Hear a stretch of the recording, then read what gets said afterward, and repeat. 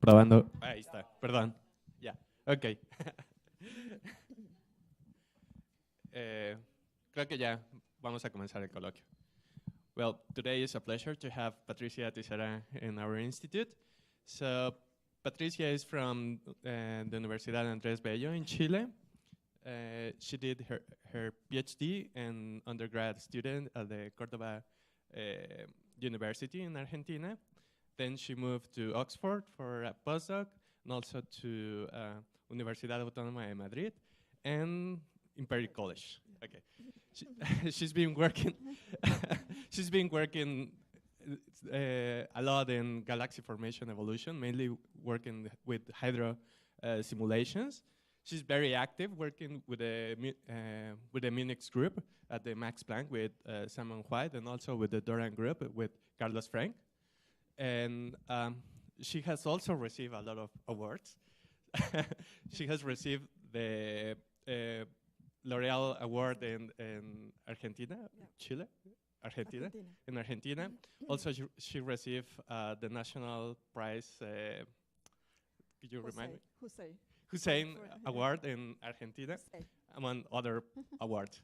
So today is a pleasure to have today Patricia Tisera, and she's going to talk about metallicity gradients.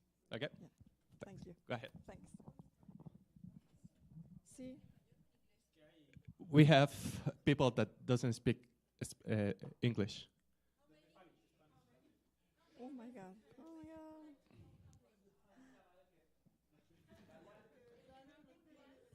Oh my God. Las transparencias están en inglés, ¿eh?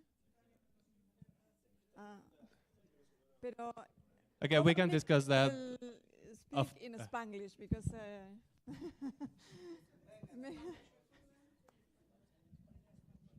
¿en qué lado? Si quieres darla en español está bien.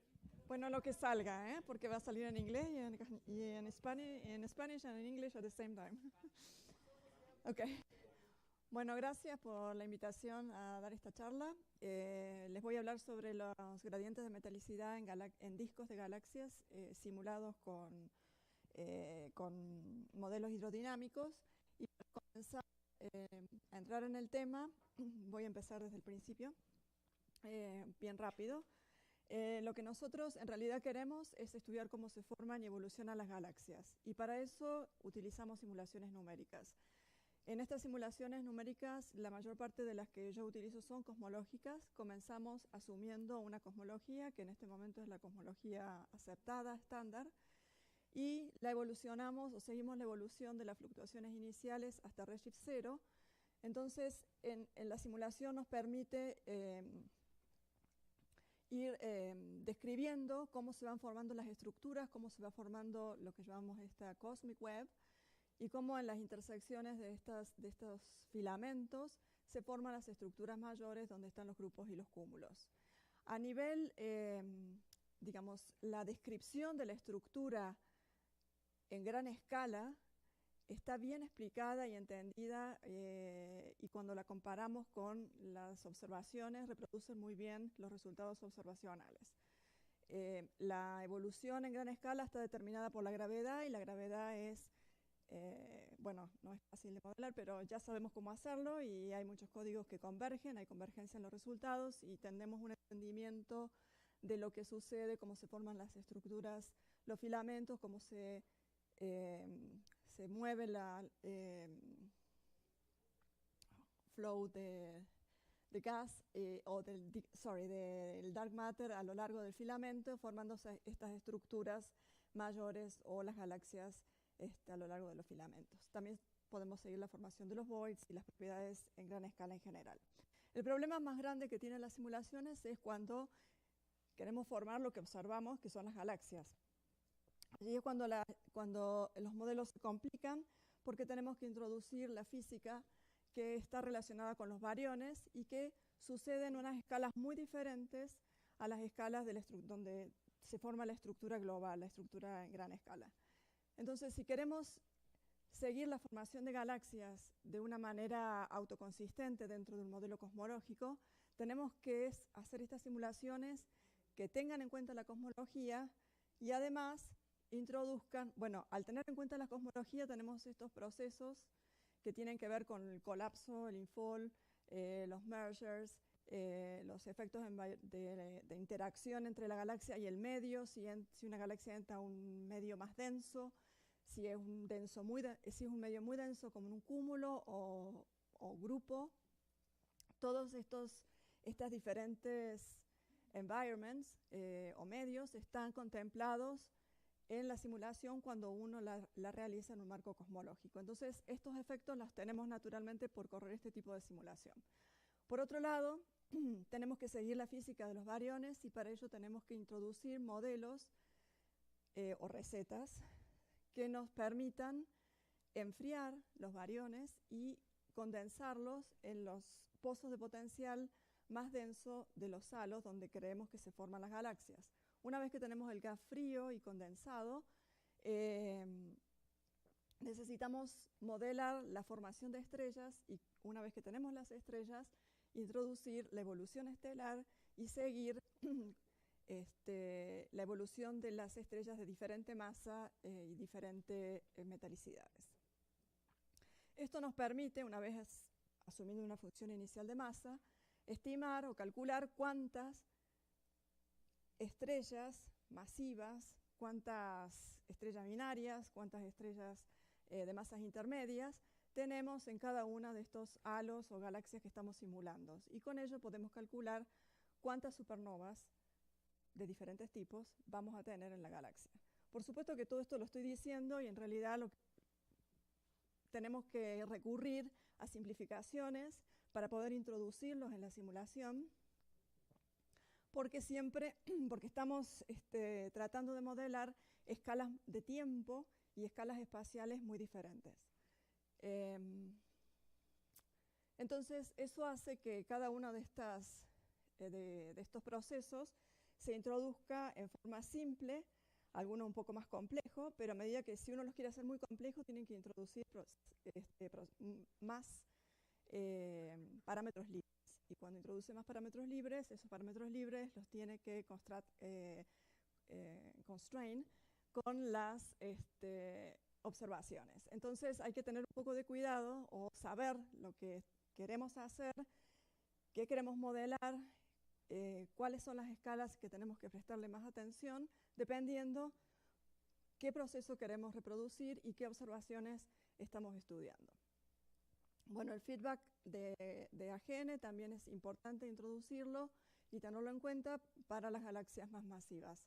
Si no, lo que sucede, o sea, si no introducimos ni AGN y sobre todo si no introducimos el feedback de supernovas, las simulaciones tienden a transformar el gas en estrellas de forma muy eficiente y uno termina con galaxias que son todas esferoidales, muy masivas y que no reproducen el espectro de morfologías que observamos en nuestro universo. Entonces, para poder tener galaxias simuladas que sean realistas, de alguna manera tenemos que modelar estos procesos físicos y tenerlos en cuenta en nuestra simulación. Entonces, una vez que de alguna manera, no voy a entrar en detalle en esta charla, tenemos en cuenta estos procesos, corremos la simulación y ahora tenemos la distribución de materia oscura, la distribución de bariones en forma de gas, en forma de estrellas, y podemos identificar o seleccionar lo que consideramos nuestras galaxias y comparar las propiedades de estas galaxias con las observaciones.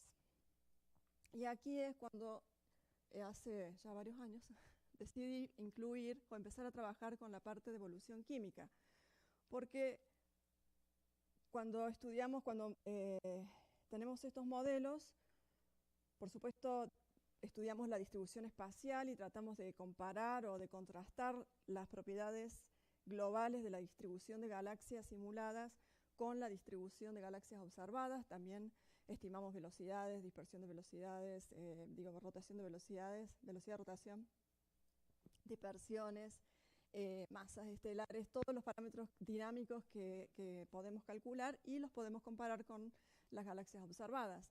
Pero si además introducimos la evolución química y las abundancias químicas, entonces tenemos un constraint mucho más estricto para los modelos, ¿sí? Porque es mucho más complicado reproducir una galaxia disco que no solamente tenga las propiedades dinámicas que observamos, sino que además las poblaciones estelares tengan las abundancias que tienen las galaxias observadas. Entonces, desde el punto de vista de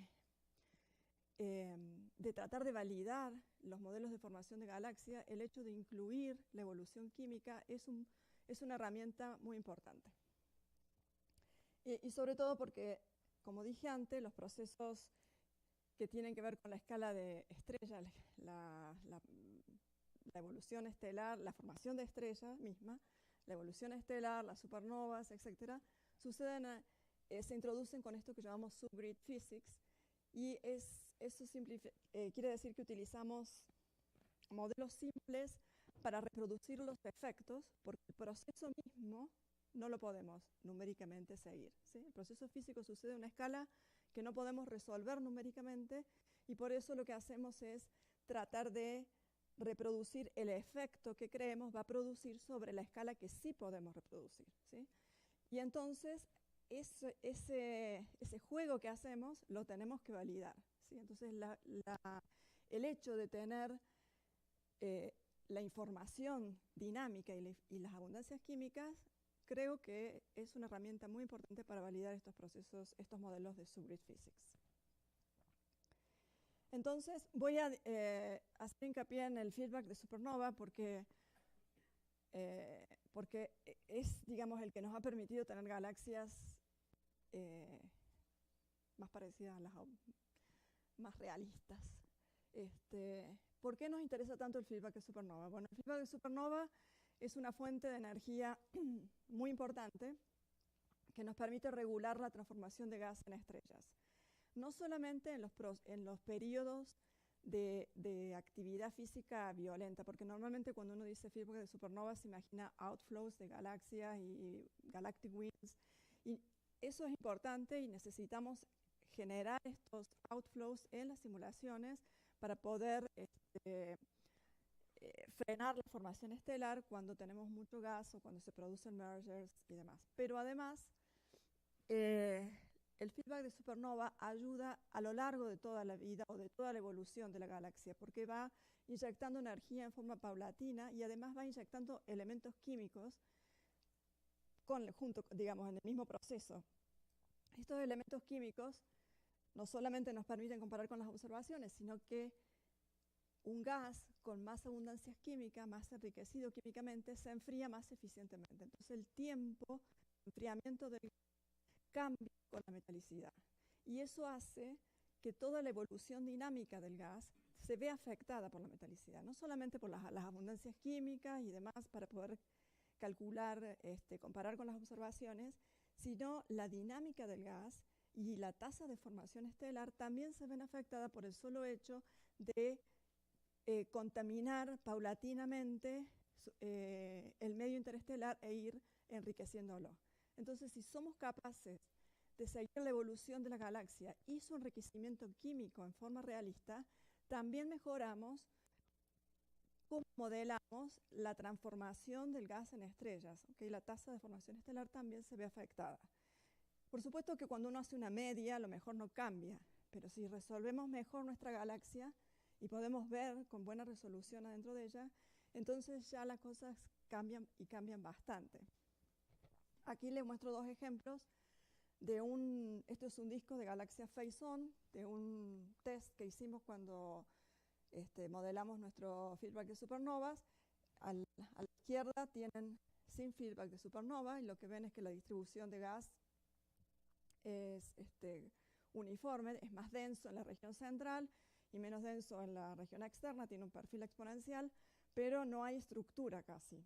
En cambio, si introducimos el feedback de supernova y además modelamos o permitimos que coexistan nubes de diferente densidad y diferente temperatura, lo que tenemos es un medio interestelar que tiene subestructura, ¿sí? Y un medio multifase. Entonces aquí ya es un poco más realista, no sé si reproduce o no las observaciones, pero al menos es un paso adelante en reproducir el medio interestelar y las propiedades del medio interestelar en las simulaciones. Y esto hace que la formación estelar, porque si uno pone una receta de formación estelar simple en esta galaxia, que es muy uniforme, pues no podemos reproducir bien lo que observamos, ¿no?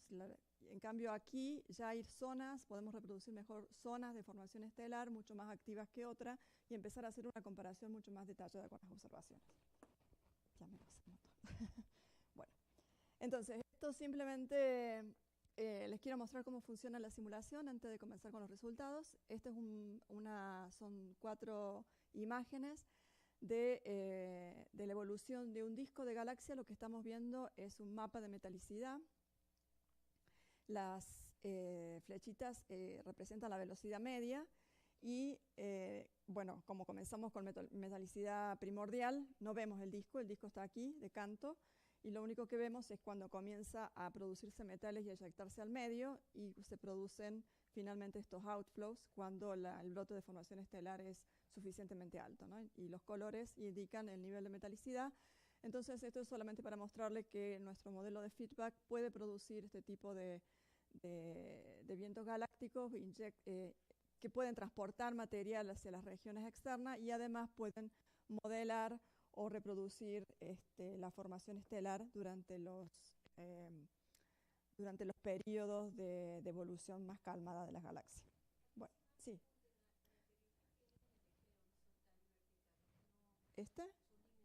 XY es un mapa, ¿no? De la XY o XZ, no sé qué es. Pero es una proyección y la galaxia está así de canto, es esto. Bueno, entonces, en particular, lo que tomamos fueron los gradientes de metalicidad como una manera como digamos una herramienta para comparar los modelos con las observaciones, ¿sí? Y ver si nuestras simulaciones, si todos los modelos que introdujimos eran capaces de reproducir los gradientes de metalicidad que se ven en las galaxias y luego, una vez validado, tratar de ver si podemos hacer predicciones o entender un poco más qué estamos observando. Entonces, esta es una imagen sacada de una simulación cosmológica donde podemos ver que se forma un disco fino con algunos brazos espirales, una región más densa en el centro. Entonces, en general en la simulación, los discos se forman siguiendo lo que es el modelo estándar de formación de disco, que se basa en la conservación del momento angular. Entonces, el gas que tenemos en nuestro halo, que se va enfriando, nuestro halo oscuro de dark matter, que es el que domina el potencial, dentro de este halo tenemos los bariones primero en forma de gas que se van enfriando y si no hay nada que los perturbe van a conservar el momento angular y van a formar un disco. Sobre este disco es donde se van a formar las estrellas. Entonces, si el proceso se da con conservación del momento angular, tenemos un disco exponencial con escalas que reproducen bastante bien las observaciones. En este contexto, el gradiente de metalicidad que se obtiene es un gradiente de metalicidad negativo, ¿sí? Puede ser con más o menos pendiente, va a depender de qué tan concentrado tanto se pueda concentrar el gas, cuánto gas tenemos. La historia misma de evolución de estas galaxias va a hacer que sea más o menos negativo. Ahora, por supuesto, estas galaxias no están aisladas. En un universo cold dark matter van a tener siempre vecinos. Aquí tenemos esta en particular, tiene 2 satélites. Y además van a sufrir interacciones con el medio, con un montón de subestructura que les va cayendo. Y también puede sentir los efectos de procesos internos como la migración.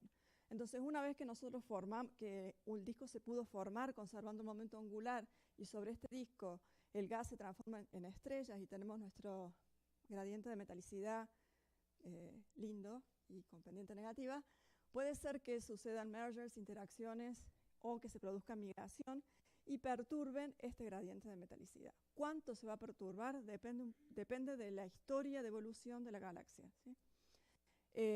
¿Cuál es el efecto? ¿Qué tan importantes son los efectos en la distorsión o en el cambio, la perturbación del gradiente de metalicidad? Pues todavía no lo sabemos y eso es parte de lo que queremos investigar. ¿O qué tan importantes son los efectos de migración respecto de los otros efectos? Entonces, para esto voy a rápidamente ir sobre los resultados observacionales que utilizamos para comparar. Por un lado, podemos estudiar la metalicidad del medio interestelar. En particular, las observaciones nos dan la metalicidad de las regiones de formación estelar. En este caso, les estoy mostrando dos resultados que quiero remarcar. Uno, que lo voy a mostrar acá, es la correlación o la dependencia del gradiente de metalicidad en función de la masa.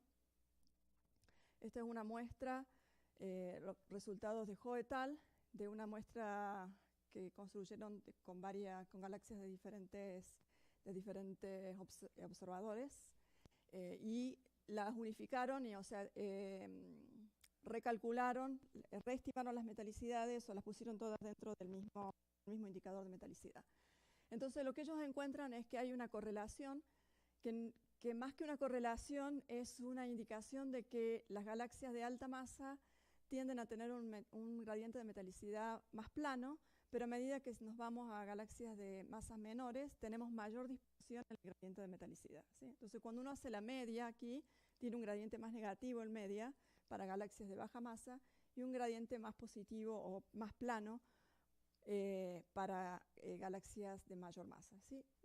Cuando el gradiente es normalizado a una escala característica, en este caso ellos usaron el radio 25, eso fue el 25, y cuando normalizan el gradiente, les da que esta correlación que hay o esta dependencia con la masa se pierde, ¿sí? Ese resultado ya había sido publicado antes con Califa, donde acá se muestra claramente en el paper by Sebastián, que cuando los gradientes de metalicidad de la fase gaseosa se normalizan a un radio característico, en este caso radio efectivo, hay, digamos, todos coinciden o hay un gradiente característico con una dispersión importante, pero un gradiente característico para la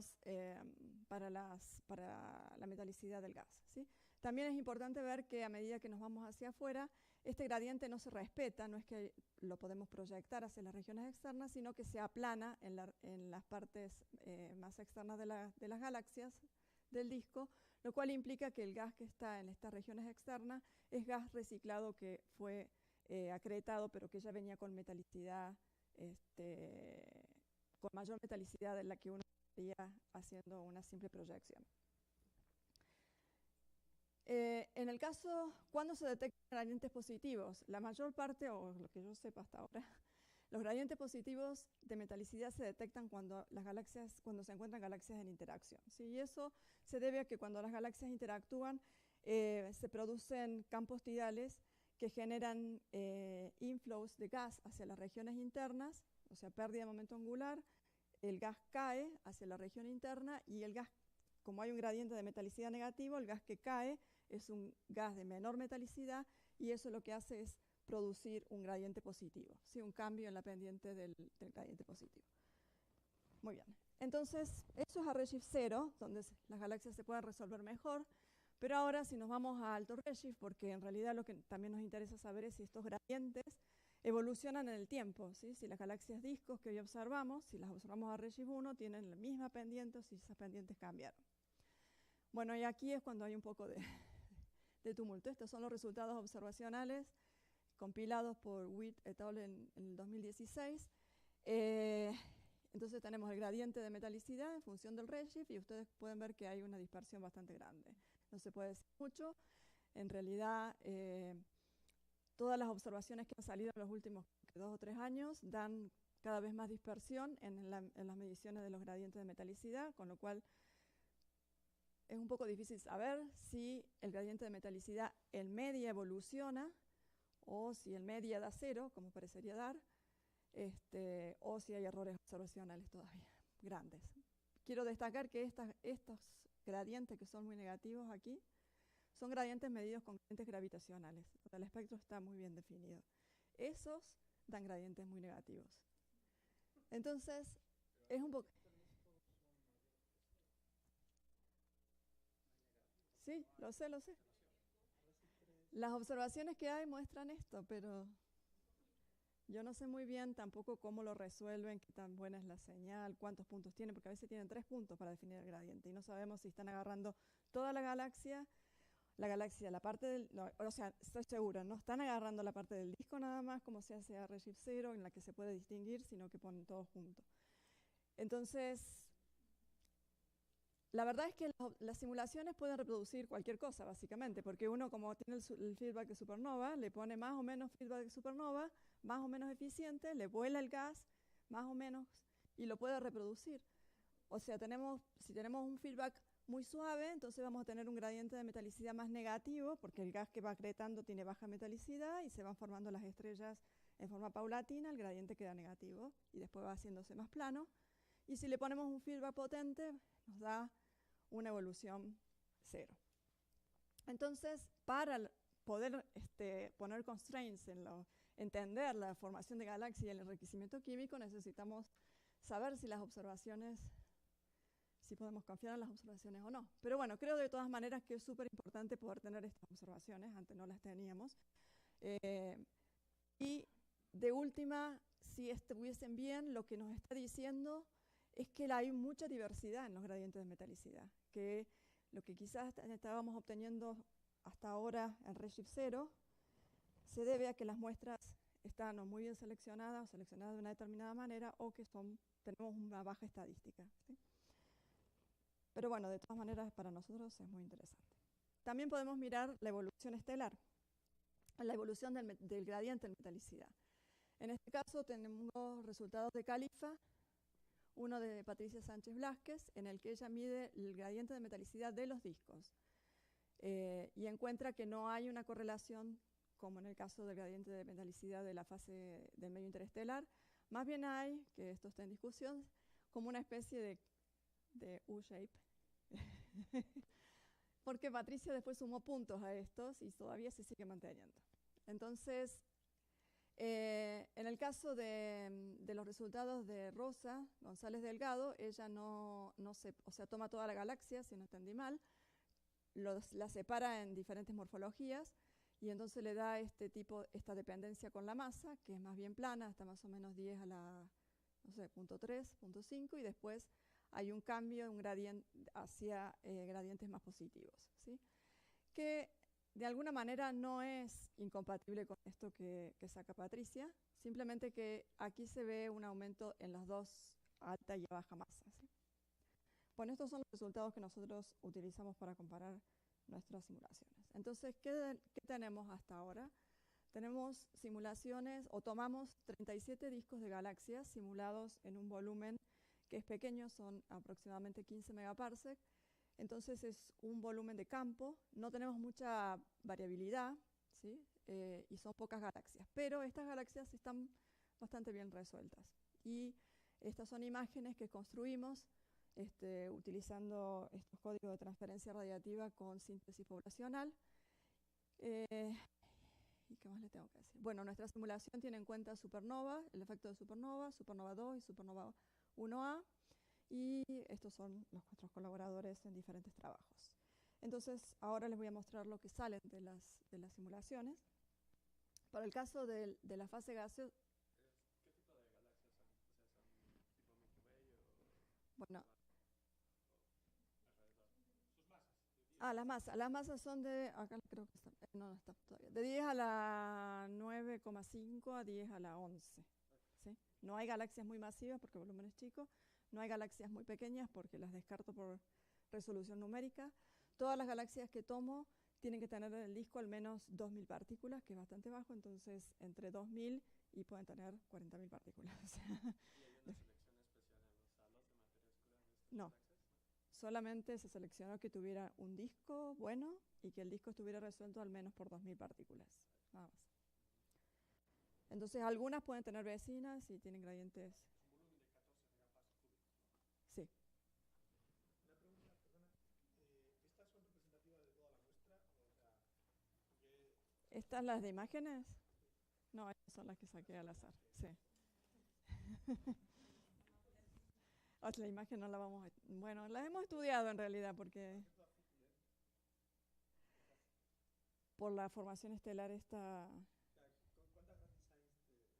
no sé, pero podemos mirarlo después.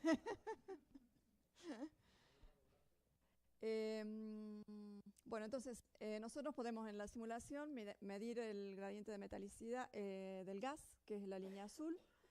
Y bueno, en este caso también estoy mostrando el gradiente de metalicidad de toda la población estelar, ¿sí? Se ve que el gradiente de gas es siempre un poquito más empinado que el gradiente de metalicidad de la población estelar en general, y eso es porque el gas está enriquecido por las últimas poblaciones, mientras que la media de la población general tiene toda la historia de todas las estrellas que se formaron en la galaxia. Entonces tenemos en la simulación gradientes negativos y gradientes positivos. Sí, los gradientes positivos están asociados a este tipo a lo que uno esperaría, interacciones homéricas. Entonces, para comparar con las observaciones, lo que hice fue tomar los gradientes de todas estas galaxias y normalizarlos por el radio efectivo del disco. Y entonces también podemos ver, aunque quizás no se extiende tan afuera como en el caso de las observaciones, que va hasta 2 radios efectivos, este va hasta un poquito antes, pero hay un gradiente característico. O sea, si hacemos un histograma, que no lo tengo aquí, se ve que la distribución de gradientes normalizados que obtenemos en las simulaciones está alrededor de menos 0,19 dex por radio efectivo. Y lo que también reproducimos es este quiebre del gradiente de metalicidad en las partes externas. Y en nuestro caso nosotros podemos ver de dónde viene este gas, ¿sí? Entonces sabemos que este gas tiene 2 fuentes posibles, una más probable que la otra, creemos, pero eso todavía tenemos que terminarlo de ver. Pero una de las fuentes es, o de las razones por este aplanamiento, es que el gas que es eyectado por los vientos de supernovas vuelve a acretarse, y este gas que es eyectado ya está rico en metales, entonces cuando vuelve contribuye con mayor metalicidad que en las regiones externas, con un poco más de metales que en las regiones externas. También hay un efecto debido a la interacción de galaxias, que eso todavía nos queda evaluar el papel real, ¿no?, que cumple. Porque si nosotros hacemos este experimento de tomar 2 galaxias y ponerlas a colisionar, ¿sí? En este caso no es una simulación cosmológica, sino que son 2 galaxias armadas que las dejamos que se fusionen y seguimos la evolución del gradiente de metalicidad a lo largo de la interacción. Lo que vemos es que desde el gradiente que le ponemos inicialmente, ese gradiente se va deformando, se va aplanando. En algún momento se produce el inflow de gas y se aplana más, pero después se vuelve a empinar debido a que hay transformación de gas en estrellas en la región central, y en la región externa claramente se aplana, ¿sí? Se pone así. Y este aplanamiento es en parte debido a que los brazos espirales se van desarmando y el material que está enriquecido, que estaba en los discos, se desparrama alrededor de la galaxia.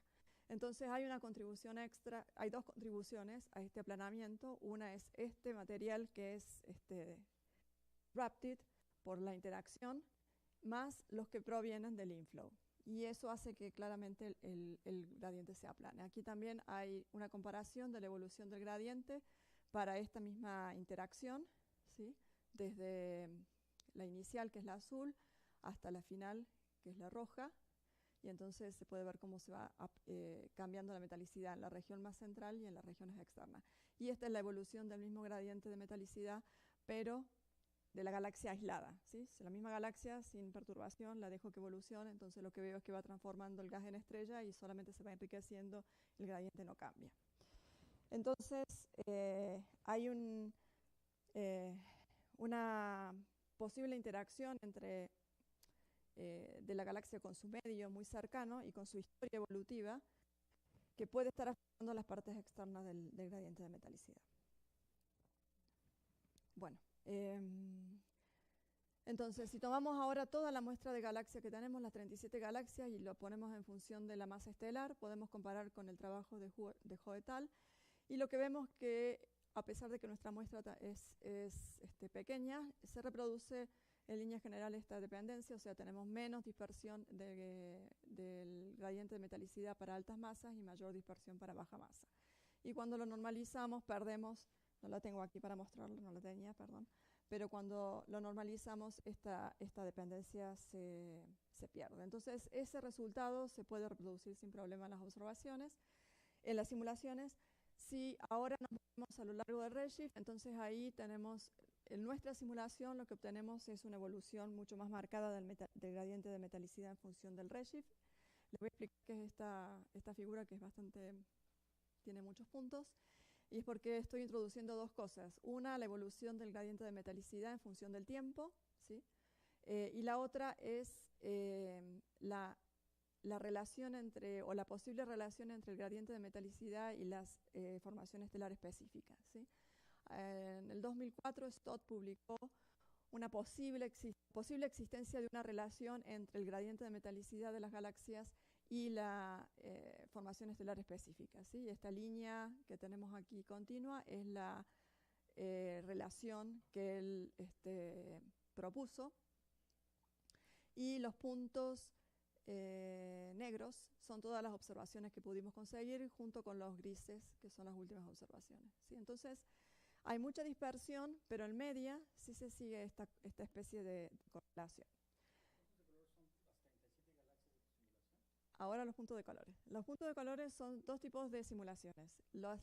Primero, las regiones sombreadas son las simulaciones cosmológicas, los resultados de las simulaciones cosmológicas. O sea, las celestitas son los contornos que sacamos utilizando los gradientes de metalicidad que les mostré antes, estos, ¿sí? Tomamos eso y lo pusimos acá, nos da acá. Sí, un poquito más alto que la relación de Stott, pero aquí. Y después fuimos a Redshift 1 y Redshift 2. Entonces esto es lo que nos dan la simulación a Redshift 1 y esto es lo que nos da Redshift 2. Claramente nuestros gradientes de metalicidad del gas se nos vuelven más negativos, ¿sí? Pero más o menos todos están superpuestos a esta relación. Después tomamos los experimentos que hicimos de estas galaxias en interacción y la aislada. Tomamos la interacción con galaxias que tienen un 20% de gas en el disco y nos da esto desde aquí, perdón, ¿cómo empezaba? No, desde acá hasta aquí. Esta es la evolución. Tomamos un merger de galaxia, una interacción de galaxia con 50% del gas, y entonces tenemos una relación mucho más ruidosa porque hay mucha más transformación de gas en estrella, outflows y demás, pero también se mueve de aquí hasta acá en la misma dirección. No, en algo se me cambió el color, pero no me acuerdo cuál era el principio y cuál era el final. Sí, esta me parece que como tiene mucho gas, su formación estelar va aumentando más y después se da una vuelta y regresa para este lado. Cuando termina, se le agota el gas. Esta es como más smooth porque no tiene mucho gas, entonces empieza con esta formación estelar y después se le acaba. Pero en general lo que vemos es que las dos interacciones más o menos determinan una relación, una correlación. Está pendiente sin normalizar, ¿no? Sin normalizar. Entonces, cuando están aisladas, no, porque el gradiente no cambia, entonces su formación estelar van agotando su gas, pero su historia de formación estelar es tranquila, entonces se mueven hacia la izquierda, que es baja SSFR, y quedan ahí. Entonces, nuestra conclusión es que de estos experimentos lo que sacamos es que esta correlación puede existir siempre y cuando la galaxia haya sufrido un brote de formación estelar eficiente alguna vez en su vida. O sea, o una interacción, o por la razón que sea, tuvo un brote de formación estelar importante en un periodo muy corto. Tiene que ser muy eficiente. Entonces se acopla la formación estelar con la pendiente del gradiente de metalicidad. Si no, no. Entonces, como esto es un clúster jerárquico, lo que nosotros estamos simulando cosmológicamente, en algún momento de su vida las galaxias tuvieron un merger eficiente y las pusió sobre esa relación. ¿Por qué tenemos esta gran dispersión? Y bueno, porque las historias de galaxias son diferentes. Entonces eso va a producir una dispersión. No es que todas tienen que seguir el mismo caminito. Algunas, además, las estamos observando en un periodo de su vida y a otro en otro periodo de su vida. Entonces eso nos introduce una dispersión. Pero, entonces, estas simulaciones de galaxias individuales nos permitieron sacar esa conclusión, porque ahí podemos seguir bien lo que le va pasando al gradiente de metalicidad y a la historia de formación estelar a lo largo de la interacción, a lo largo del merger o a lo largo de una vida tranquila, ¿sí? Entonces creo que esto es bastante interesante. Por un lado, nos dice que las simulaciones pueden reproducir este tipo de comportamiento que se observa, Y por el otro lado, bueno, vemos que nuestras simulaciones tienen gradientes mucho más negativos que los que se observan. Entonces, probablemente, si las observaciones muestran que los gradientes alto redshift son más planos, nosotros tenemos que poner un feedback más eficiente. También podemos ver, aquí me equivoqué, debería decir stellar metallicity. Podemos ver la metalicidad de las estrellas, ¿sí? Entonces tenemos nuestra galaxia, podemos calcular la densidad superficial estelar, la metalicidad de las estrellas, la edad de las estrellas, y hacer el mismo tipo de comparación con las observaciones. En este caso estoy comparando con los resultados de Patricia Sánchez Blázquez, donde tenemos el gradiente de metalicidad de las estrellas en función de la masa. Las observaciones son las naranjitas y las simulaciones son los puntos azules. A nosotros en nuestras simulaciones nos sale este cambio de pendiente muy claro, bastante claro. Y si normalizamos, sigue estando. Si en lugar de utilizar la masa estelar hacemos el gradiente en función del radio efectivo, ya no es tan claro. O sea, hay más bien una correlación. La correlación es significativa estadísticamente. Si normalizamos esto por el radio efectivo, el gradiente, esa correlación se borra. Con lo cual nos está diciendo que, que en líneas generales el disco se forma por inside out y está correlacionado con su tamaño efectivo, con su escala, pero hay bastante ruido, ¿sí? Entonces, lo que hicimos fue tratar de entender un poco cómo salía esta U-shape, y ya les voy a contar en la próxima filmina. Siempre los discos. Siempre los discos. Siempre los discos. No hay elípticas. Ni Balch.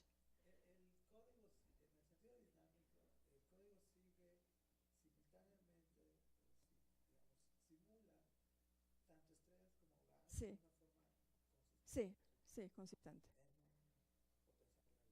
En el potencial gravitatorio que le toque. Como es cosmológica la simulación, cada halo va a seguir su evolución de acuerdo a su potencial, ¿sí? Y se tiene que autorregular de acuerdo al potencial donde está viviendo.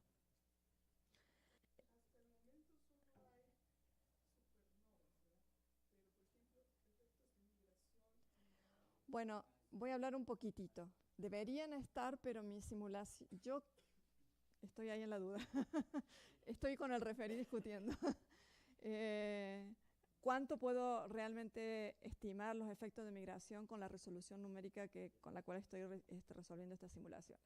Entonces, yo creo que no, digamos, que no lo puedo estimar bien.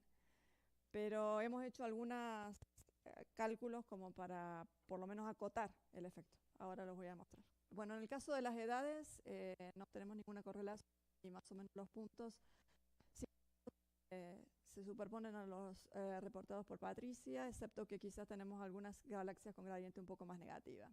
Aquí lo que hicimos fue separar la población estelar en estrellas viejas y jóvenes menores que 2 gigaaños y viejas mayores que 6 gigaaños, y las correlacionamos para ver si el gradiente de metalicidad era similar, y lo que se ve es que las viejas son un poquito más empinadas que las jóvenes.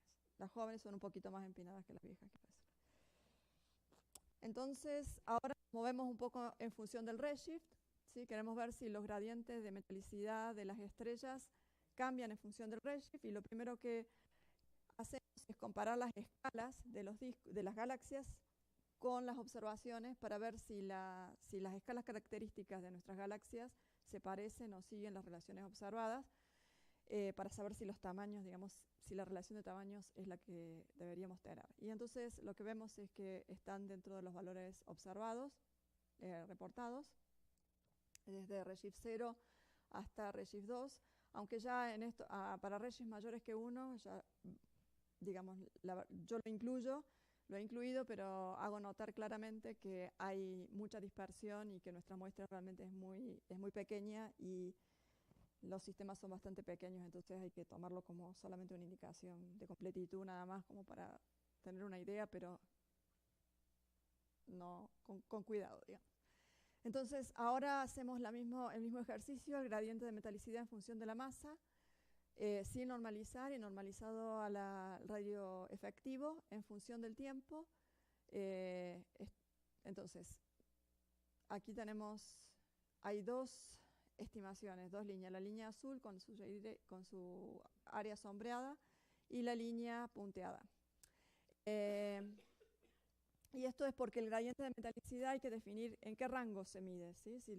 Cuál es el rango radial en el que vamos a estimar ese gradiente. Entonces hicimos dos rangos, uno entre 0,5 el radio efectivo y un radio efectivo, y entre 0,5 y 1,5 el radio efectivo, y los superpusimos a los dos.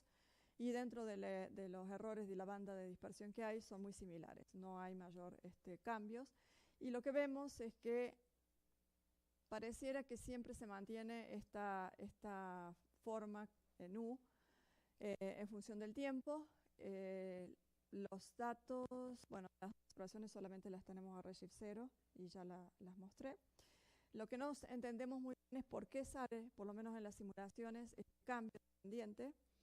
Y probemos, o sea, traté de correlacionarlo con muchos parámetros, pero finalmente la única correlación clara que encontré fue con el radio efectivo.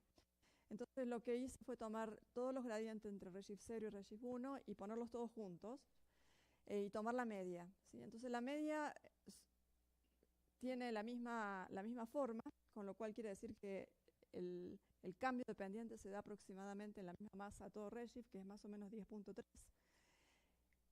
Y ese 10.3 es un valor que aparece muchas veces en la vida, que tiene que ver, en nuestro caso, con las supernovas y con el efecto de que galaxias menores, con masas menores, normalmente viven en halos, que son muy afectados por los vientos de supernova, que son las galaxias más pequeñas. Entonces, ustedes pueden ver que los gradientes, pero en general, digamos, en función de la masa, podemos ver que los gradientes más negativos se dan en galaxias que tienen un radio efectivo más pequeño, ¿sí? Entonces, a una dada masa, cuando tengo gradientes más planos, es cuando las galaxias están más extendidas, ¿sí? Entonces, aquí a alta masa uno puede entender que los gradientes sean planos porque la galaxia se va enriqueciendo con el tiempo, tiene un potencial más grande, va reteniendo el gas y se va enriqueciendo.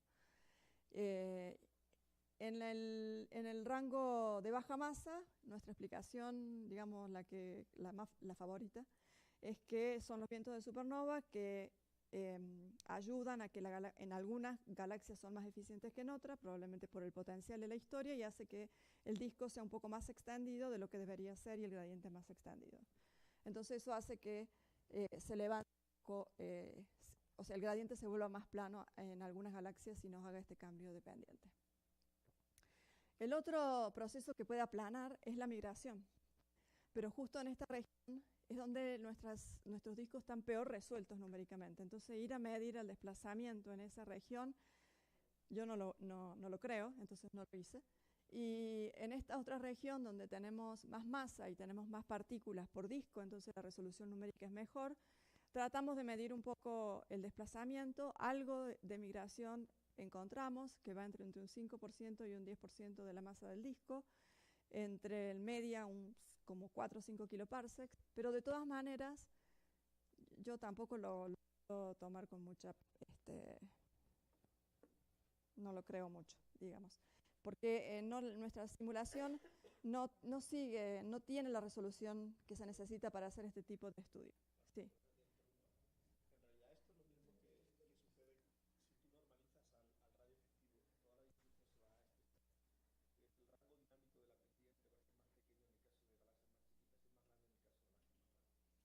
¿Puedo decir que se va a perder la relación? Pero la U va a quedar. Sí, estoy segura porque ya lo hicimos. Es esto, ¿no? Lo puedo hacer. Sí, sí. Sí, es mucha dispersión, siempre mucha dispersión.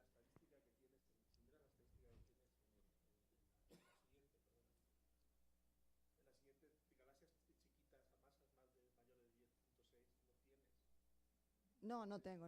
Sí. O sea, esto es un volumen limitado. Sí. Está súper limitado, las galaxias están limitadas. O sea, es cierto. Por eso nos estamos moviendo a Eagle. Sí. Es muy chiquito. Sí, puede ser que este es un volumen pequeño, un volumen de campo y demás. Entonces, ¿cuál es la idea? O sea, por eso es que ahora me moví a una simulación más grande, o sea, estos son 14 megaparsec, ahora estoy analizando una simulación de 100 megaparsec. Entonces, ahora vamos a tener las estadísticas. Yo no puse todavía ningún resultado porque son preliminares. Bueno, respecto de la migración, lo que, digamos, creo que es más confiable como para poner una cota a cuánto, así es un efecto muy importante o un mild, un efecto secundario, es lo siguiente. En este gráfico tenemos la evolución del gradiente de metalicidad en función del tiempo, ¿sí? El gradiente de metalicidad medio de toda la muestra son los símbolos negros, ¿sí? Entonces se va viendo que el gradiente va haciéndose cada vez más negativo. La evolución que nos da entre Redshift 1 y Redshift 0 es menos 0.02, que no es mucho y coincide con las observaciones. Entonces, estos gradientes fueron calculados en cada redshift. O sea, tomamos toda la galaxia Redshift 0, la galaxia Redshift 05, la galaxia Redshift 1, los discos con el mismo criterio y ahí estimamos el gradiente de metalicidad con el mismo criterio. También podemos hacer una estimación arqueológica del gradiente de metalicidad, que sería tomar las estrellas a Redshift 0 en el disco, dividirlas por edades y calcularle el gradiente de metalicidad por edad, ¿sí? Entonces, eso también lo hicimos. Y está puesto aquí con triángulos negros, son estos, y esta es la evolución que obtenemos. Entonces, dentro de la dispersión y todos son bastante similares, ¿sí? Esta estimación arqueológica es menos 0.03 y estos son los errores bootstrap de las estimaciones y son bastante similares. Si hubiera habido muchos efectos secundarios, migración y demás, deberían ser diferentes, que es lo que no entiende el referi, ¿no? Sí, ya termino. Entonces, eso quiere decir que si bien no estimar con mucha certeza cuál es el efecto exacto de la modificación, cualquier efecto que haya sucedido no es tan grande como para producir una modificación global del gradiente de metalicidad. Si vemos las galaxias individuales, por ahí sí, una galaxia sufrió más migración que otra por su historia, por su característica, por su pozo de potencial, lo que sea, y quizás otra tiene más grandes de mergers. Entonces, individualmente hay una dispersión muy grande que depende de la evolución de cada paso, de cada historia evolutiva. Pero en media son muy similares las dos estimaciones. Entonces, eso creo que es el resultado más importante. Entonces, sí, las conclusiones en general es que los gradientes que reproducimos con este modelo a Redshift 0 se parecen bastante a las observaciones. Podemos entender o contribuir a entender por qué se quiebra o por qué tenemos un cambio de gradiente de metalicidad en las regiones externas. Los gradientes de metalicidad de las estrellas también. Quizás lo que tenemos con nuestro feedback es que tenemos más gradientes de metalicidad negativos, un poco más negativos de lo que las observaciones nos están dando. Y si nos movemos a Redshift 0, nosotros predecimos una evolución un poquito individualmente, quizás un poquito más fuerte de lo que están dando las observaciones, aunque en líneas globalmente entre Redshift 1 y Redshift 0 la evolución es consistente con las observaciones. Cuando hacemos esta evolución, de la cual recién hablamos, arqueológica, lo que vemos es que las dos estimaciones de evolución son muy similares, lo cual es los efectos de migración, como los efectos de merger y demás. Vemos que son efectos secundarios, que el efecto primario es la formación del disco con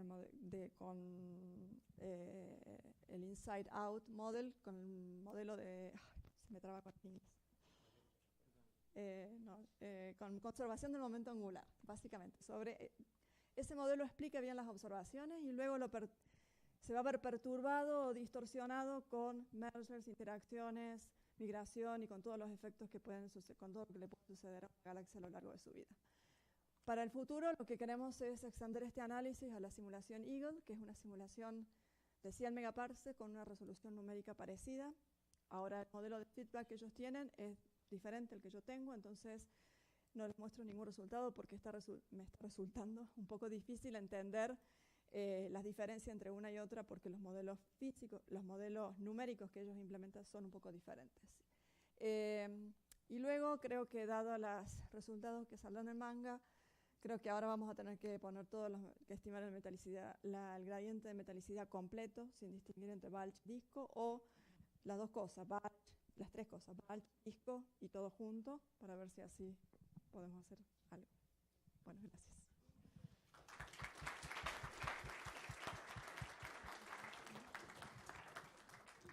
¿Preguntas?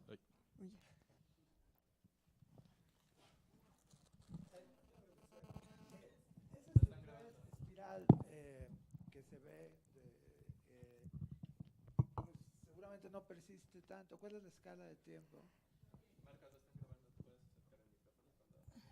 Sí, la verdad que no lo hemos seguido así. O sea, no hemos seguido dinámicamente la evolución de los patrones de espirales y demás, porque las simulaciones estas no tienen suficiente resolución como para seguir eso en forma confiable. Por eso lo que siempre calculo son tendencias globales o promedios en función del radio, porque para poder mirar los patrones de los brazos o la barra o la migración, uno necesita seguir muy bien las órbitas numéricamente. Y aquí, si bien estamos haciendo, creo que bastante buen trabajo con la resolución que tenemos, no da como para ese tipo de estimaciones.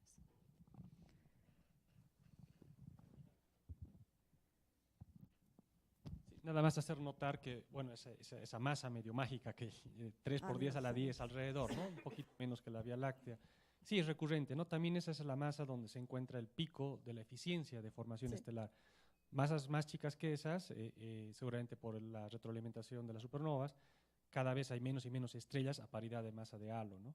Y masas más grandes lo mismo, seguramente por el gas caliente que está ahí y los AGNs. Sí. Entonces, bueno, en ese sentido es consistente el hecho de que también tengan ahí una especie de masa característica, ¿no? Sí. Vamos a ver si sobrevive a Sebastián.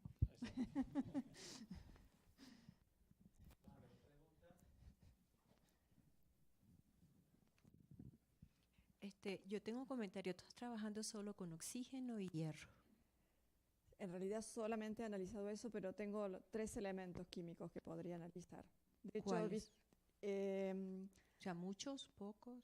Tengo carbono, nitrógeno, silicio, el magnesio que no lo voy a usar porque Wesley Weaver está mal.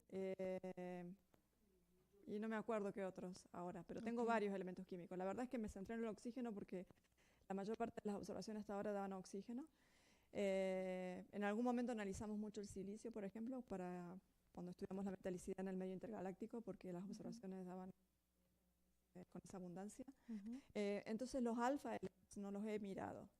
En realidad no he hecho ningún tipo de análisis todavía. Y la verdad que la única razón por qué no lo he hecho es porque no me da el tiempo de hacerlo. Okay. Sí. Te dan los gradientes de oxígeno más empinados, ¿verdad? Sí. Y usas Wesley Weaver. En algunos casos más empinado, porque el media da más o menos, lo que da más empinado es en función del redshift, porque a redshift 0 dan bastante parecidos. Okay. Sí, yo uso Wesley Weaver, pero es a alto redshift que aparecen gradientes más negativos. No es que todos sean más negativos,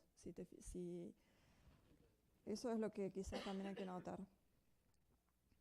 Si ves por ejemplo el verde, que creo que es el que mejor se ve, hay gradientes que van hasta menos 15 y en las observaciones parece que no hay, y a redshift 2, que es el rosita, todavía más, y las observaciones parece que no hay este tipo de gradientes.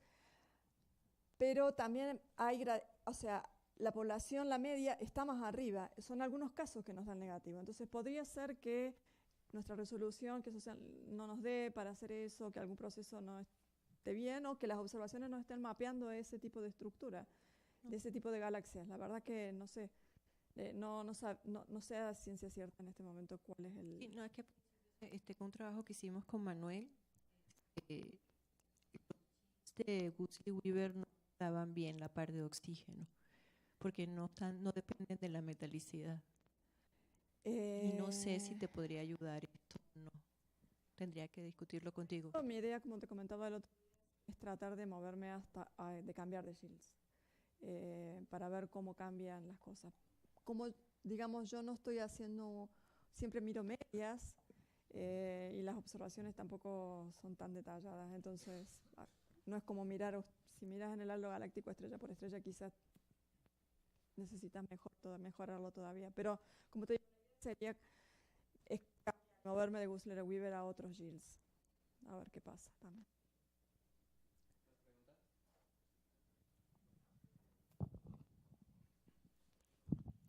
Bueno, yo tengo una rápida. A lo mejor es muy naif mi pregunta, ¿no? Pero precisamente relacionado con esta figura donde muestras el slope de los gradientes de metalicidad contra tasa de formación específica,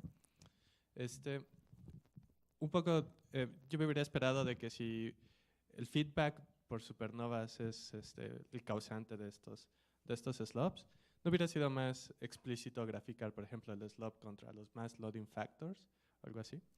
Bueno, yo solamente tenemos un paper entero con esta. Entonces hemos hecho bastantes cálculos de los gradientes, los outflow regulan esto, pero en realidad porque sí, un porque poco te por lo la hace relación me positivo, lo esperaría, en realidad ¿no? lo que te hace lo que primero tenés es el inflow por la interacción o por el efecto secular si podés reproducir, digamos, en un disco muy rico en gas.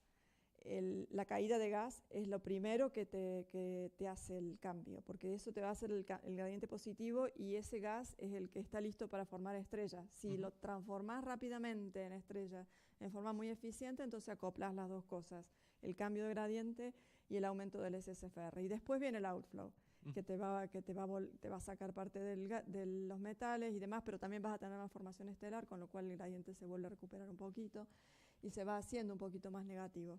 ¿Sí? Pero nosotros sí, en el paper, que es admitted el paper, pusimos todos la caída de gas, la cantidad de metales que... Más que todo nos interesaba la caída de gas, porque lo que hace que en estas simulaciones las galaxias se pongan, digamos, sobre la relación es la caída de gas y la inyección y el starburst al mismo tiempo. Entonces nos centramos más de eso. Después sí, se produce todo lo demás y se van moviendo. Si tenés mucho gas, entonces tenés mucho más dispersión, porque entonces tenés los outflows y después podés tener caída de gas y entonces es todo mucho más messy que si tenés una galaxia con un poquito de gas, que es más fácil, que la historia es más simple, digamos. La última pregunta. En relación con lo que acabas de decir, en realidad esta gráfica es la misma que si lo pones contra la masa, porque el specific Stafford's rate se relaciona. Y como no está normalizado al radio efectivo, que también correlaciona con la masa, estás viendo básicamente ese efecto combinado. Es decir, que las galaxias crecen en masa, todo está básicamente relacionado con un proceso más bien local. O sea, los outflows lo que te van a producir es incrementarte la dispersión de estos gradientes, igual que las migraciones, pero el gradiente promedio se va a conservar muchísimo. Porque la impronta de ese gradiente es en el primer brote de formación estelar, que es prácticamente un colapso monolítico. Pero eso si no tenés mergers ni nada más. No, pero la mayoría de los mergers que te afectan suceden antes. Sí. Suceden muy temprano y se vuelve a reconstruir otra vez. Se vuelve a reconstruir el gradiente. Pensamos en los mergers como los mergers de ahora, pero los mergers de ahora no son los que han formado esto. La gente confunde, cuando habla de muchos mergers, parece que son galaxias que tuvieron el merger hace tanto tiempo que se olvidó la estructura. Exacto, la estructura de la galaxia se olvidó de que sufrió un merger. Por eso la correlación sale cuando uno se extiende en redshift hacia claro. Porque esas altas eficiencias y la correlación realmente aparece cuando pones todo desde redshift 0 hasta el redshift 3. Si no, no hay correlación, es un pedacito, digamos. Okay. Bueno, vamos a darle las gracias de nuevo. Y Patricia va a estar hasta el día de hoy o mañana. Hasta el viernes, y está en la oficina 206, por si quieren pasar a discutir más sobre su trabajo.